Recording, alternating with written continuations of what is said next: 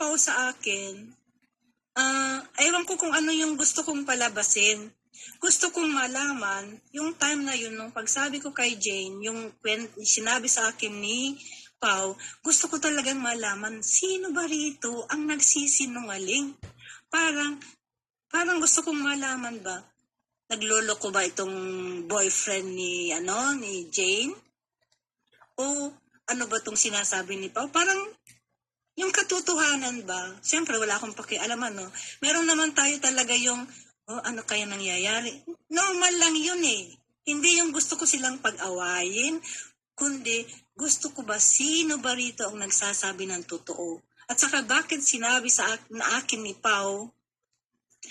Kasi, di ba, sabi nga niya sa'yo, Jane, doon ko na rin na sabi niya, nung nagsama na nga sila, tapos sabi niya sa'yo, gusto mo ba si PH, ilalakad kita, di ba? Oo. Oh, kasi ang sabi sa akin ni Pao, wala na raw kayo ni Mark. Hiwalay na raw kayo. Doon niya na ikwento na, alam mo na, Oo. yun na. Kaya ko sinabi kasi, ano ba to, gawa-gawa ng kwento para merong mag-away? Hindi ko sana, kung hindi nangyari yung lumalabas yung pangalan ko noon na nilabas din ni Maldita na, kasi umakyat yata si Maldita kay Cynthia. Ngayon, binabas siya sa baba na bugaw-bugaw. Ako ang nag-comment ako talaga na hindi si Maldita ang reason kung bakit yung dalawa nagkakilala. Sinulat ko talaga. Ako yun. That means, kung talagang maano yung mga nagko-comment, malalaman nila na ako yun. Ako may tanong ako sa'yo, bakit, ano sa tingin mo ang purpose niya? Bakit may ganun siyang mga, bakit may mga sinasabi siya sa'yo na ganyan? Isang beses lang naman niya sinabi yun eh. Saka, O kaya nga, ano sa tingin mo yung purpose niya doon? baka may gusto na siya kay PH nun. Ewan ko. O kung may gusto ka, bakit mo, ipagpalagay natin, Bina, wala na nga kami ni Mark, bakit may ganun siyang mga hanas? Ikaw nga, diretsuhan sinabi sa'yo eh. Oo. Ha? Yun nga, Yun na nga eh. Sa'yo na nga diretsong sinabi, sa akin parang medyo hindi ka panipaniwala yung, kasi hindi ko naman siya iniintindi na wala. Nang pakalam ko kung wala na si Magat at saka si ano. Ito na, Pao. Sinabi mo sa akin, Pao, na si Jane lagi kay PH dahil si Jane may gusto kay PH. Yan, chismis na yan, Pao, pero may katotohanan yan. Hindi niya yun? Umakyat ka kung gusto mo, Pao. Sinabi mo sa akin. May gusto si Jane kay PH. Kaya umaakyat doon. Kaya pala sinabi ko, bakit aakyat yun? Bakit magkakagusto si Jane kay PH? May boyfriend yan. Yun doon pala nagsimula. Tapos ang sabi niya, ay wala na sila ni Magat. Saan niya nahugot wala na kami ni Magat? Tapos yung sinabi niya, yun na nga, wala na kayo si Magat, ni Magat. Kaya si Magat, ito makinig kayo, kaya si Magat tumatawag sa kanya at gustong pumunta ni Magat sa Australia. Doon nag-umpisa, yan, naalala ko na. O bakit nung nagkarat tayong tatlo, ang sabi niya, ikaw ang sinungaling, wala daw siyang sinasabing ganyan? Hinahanapan ako ng di ba? Oo, resibo nga. Ng resibo. Resibo na may sinabi ako sa yung ganyan. Ba't naman ako gagawa ng kwento para saan?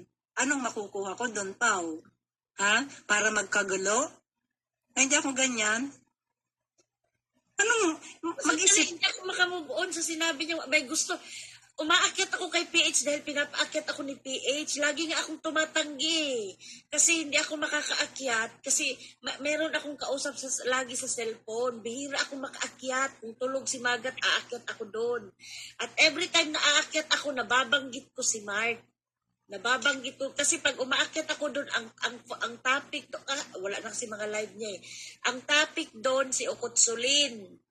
Kaya ako umaakyat doon. Kaya ako nababanggit si Mark. Paano niya nasabing may gusto ako kay PH? Doon pala nag-umpisa kasi nag-iisip ako paano kaya lumabas. Alam bigla na lang sasabihin sa akin ay si Jane wala ganito yung paghingi ni PH ng messenger niya. Yun nag-umpisa. Sabi niya na lang niya akong sinungaling. Pero anong reason ko, Pao, nagagawa? Ay aminin mo na lang. Nandiyan ka din naman at maligaya ka na sa buhay mo. Ang hindi ko lang maintindihan, nung Ay, wag mo nakarap naintindihan. tayong tatlo, bakit niya dinideny yung mga sinabi niya sa'yo? Na tumawag si Mark, na may gusto. Yung mga, di ba nagharap tayong tatlo, ang pinanindigan niya na ikaw ang sinungaling, tapos bumaba siya. Sabihin na lang natin, hindi niya sinabi sa akin. Pero anong reason? Anong reason at gagawa ako ng istorya? Anong reason? Anong makukuha ko doon? Tahimik akong tao, isa lang ang binabanatan ko dito. Wala nang iba, isa lang. Ayun, LPD, mag-versusan kami kung kanino man yung kagalit ko dito. Sige, maglabas ako ng ano. Bakit siya may mga ganong story? Gusto niya sigurong papaniwalain ka na may gusto nga ako kay PH para long hair siya kasi nga yung gusto kong lalaki siya ang gusto, ganon. Sa iyo nga na nga sinabi sa iyo eh. Sinabi na nung after nang nagkasama na Sabi sila. niya sa akin, pabiro. Sabi Hindi, niya, pagdugtungin mo, anong klase kang babae? Alam na alam mo ng jowa mo na, tapos irereto mo pa sa iba para magkaroon siya ng high nose na akong nagustuhan ni PH, ikaw hindi. Parang ganun ba? Parang bata. Nakikipag-agawan. Gusto niya yung lagi siyang center of attraction. Kailangan mo ba yan, Pau? lagi niyang kinukumpara ang sarili niya noon. Di ba nga nag-send ng picture yan kay Anino? Picture naming dalawa, tapos tatanong niya kay Anino, sinong mas maganda sa amin ni Jane? Bakit may mga ganun siyang hanas? Bakit? At saka at that time, wala kaming issue, wala kaming away, hindi ba? Walang reason para gagawa siya ng mga ganyan eksena. Magsisend ka doon sa kung kaninong lalaki man yan, isisend mo yung 1 million filter mong picture, tapos Delikado tong si LPD, oh. Nako, gagamitin yung boses ko. God. Basahin mo nga yung last, di nakapanty. Sana ma-pick up ng YT dito. Ha? Hindi na-repeat na pick up ng YT na recording sinasabi ko. Ano yung ibig sabihin? Hindi ko mag-gets. Paki-explain nga. Hindi ko mag-gets. Saan daw? Kay admin? Oo. Yung di nakapanty. Nakapanty to, sana ma-pick up ng YT ito, Jen, sa Alemanya. Need ng repeat ha, pag wala na pick up ng YT na recording. Kasi nga, mahaba na itong live. Minsan pag